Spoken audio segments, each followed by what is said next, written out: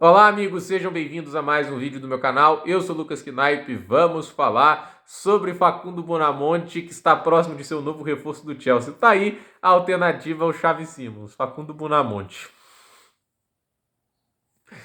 Esse time dá dor de cabeça, sabia disso, né? Olha, a conclusão que eu consigo chegar, até porque estão falando da transferência por empréstimo, né, é que acabou o dinheiro.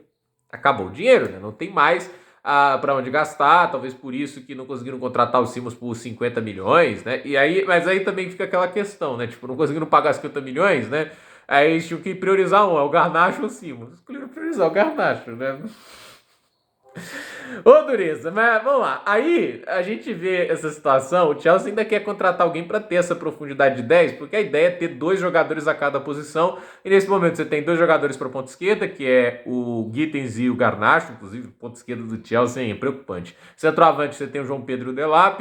Na ponta direita, Estevão e o Pedro Neto. Para 10 só o Cole Palmer, porque o Nkunku foi negociado, o Desbury Hall também. Desbury Hall, pelo amor de Deus, é opção secundária para 10, né? Aí, assim, quase toda a posição do Chelsea você tem dois jogadores para 10 não, e a ideia era o Xavi Simons, né? Eu acho que as ideias do Kudus e do Xavi Simons, elas eram muito boas, né? Se para pra pensar, tira Gittens e Garnacho, coloca Kudus e Xavi Simons.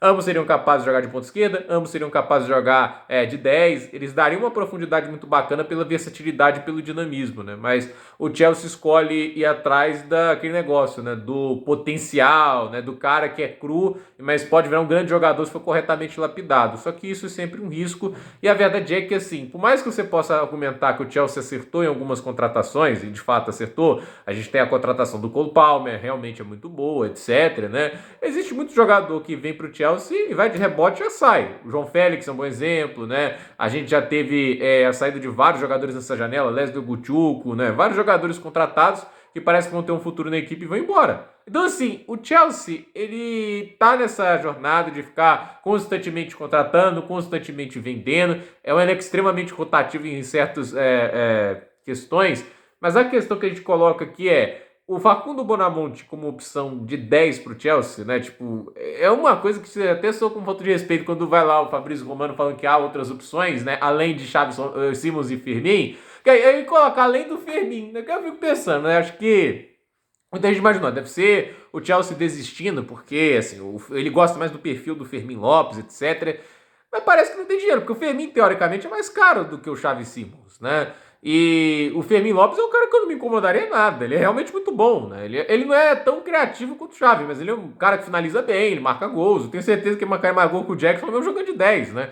Ele é bom jogador no Barcelona. Inclusive, acho assim, ele sofre pelo fato de que o Barcelona, né, La Masia cria muito talento além dele, né? Criou o Pedro, o Gavi, aí tem o Rafinha que joga de 10 em alguns momentos, o Dani Olmo. Aí ele tem que ficar ali, tipo, às vezes entrando como um 8, como aquele meia de ligação, às vezes jogando um pouco mais avançado, como um falso 9, mas sempre tá jogando bem, né? Tipo, eu não me incomodaria com o Fermin Lopes de maneira alguma, é um ótimo jogador. Mas, assim, eu acho que não vem, né? Se, já que estão atrás do Bonamonte, não faz sentido ir atrás do Fermin agora, né? Se ele vem para o Chelsea, né? Como o Fabrício diz, sempre para o Chelsea, sempre. Começou a especular hoje, mas a palavra usada é sempre, né?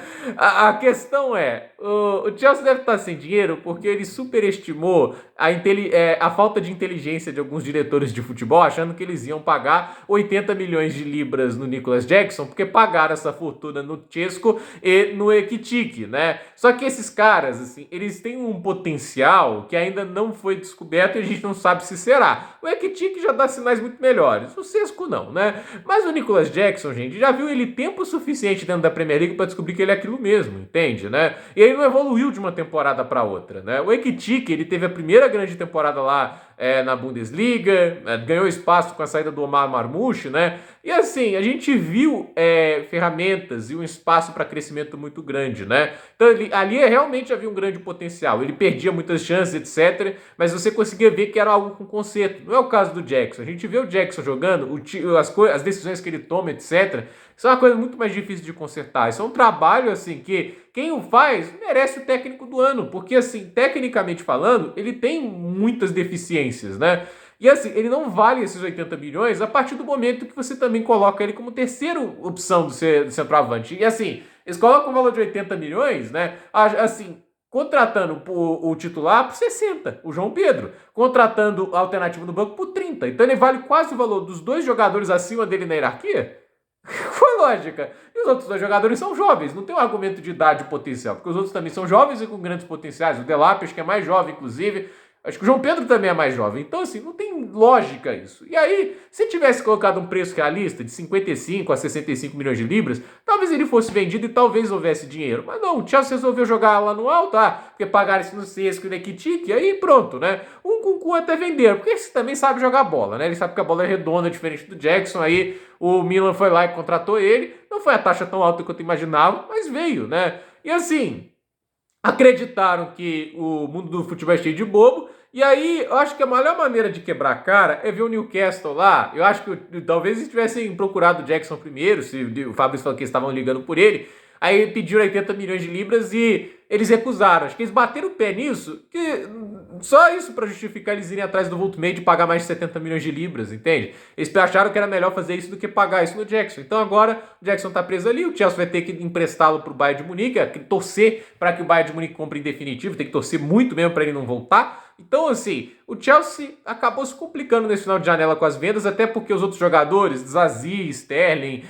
Chilwell, são muito mais difíceis de negociar pelos salários altos, pela falta de produção nos últimos anos. Então, complicou a vida do Chelsea. E aí, o Jackson agora tem que sair pro Bayern mesmo, porque o Newcastle já contratou seu centroavante. Então, complicou, e aí Facundo Bonamonte é o que sobra para 10, né? Tipo, é realmente uma situação que embaraça pelo aspecto de que perdeu o alvo que procurou tanto tempo e pro Tottenham, basicamente isso pro Tottenham, e mais do que isso, né? Tipo, deu prioridade ao Garnacho, né? Deu prioridade ao jogador que é, tipo assim, uma bomba relógio.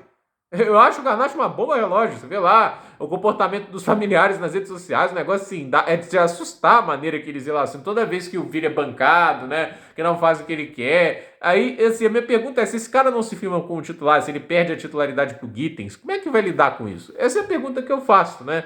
É complicado, mas assim, pelo menos para ele, a sorte que não veio o Simmons, porque o Simmons pode jogar do lado esquerdo e certamente bancaria o Garnacho. Mas agora ele é jogador do Tottenham e, para complicar mais ainda, é rival de reforçou um rival muito direto, né? Então, vamos ver agora, né, esse finalzinho de janela, mas acho que assim, né, a janela começou muito feliz pro Chelsea, né? Eu acho que o time é melhor do que o da temporada passada, né? Mas acaba com um gosto amargo, né? Porque prometeram algo muito grandioso e no final vão acabar com o empréstimo de um cara que estava sendo especulado no Leeds, né? Que é um time que vai lutar contra o rebaixamento. Então, não fica legal, né? Então, gente, por esse vídeo é isso. Dúvida nos comentários, deixe seu like, se inscreva no canal, compartilhe esse vídeo e até o próximo vídeo.